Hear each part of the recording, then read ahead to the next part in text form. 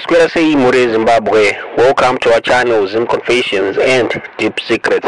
Kana karike kutanga kako kuya paneno channel, please don't forget to subscribe. Kana uchingola subscribe, don't forget to share and comment on this video. Nasi muri Zimbabwe takuigira nyaya kurwadza, nyaya inosirisa, nyaya tapiwa makore, ndofunga mavhiki apfuura takange takakuudzai kuti tange tichikuudzai musi wa 12 July pachaendera nyaya yekuti chazoitika muri Zimbabwe.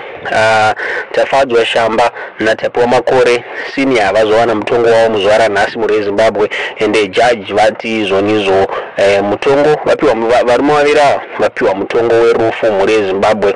Judge vataura vakati chinhu chimwe chete chinokwanisa kutsiva zvakaita varume ava iropa ravo muri Zimbabwe, kufa kwavo muri Zimbabwe. Saka varume ava vanzi vatongerwa rufu muri Zimbabwe, vatongerwa death sentence muri Zimbabwe.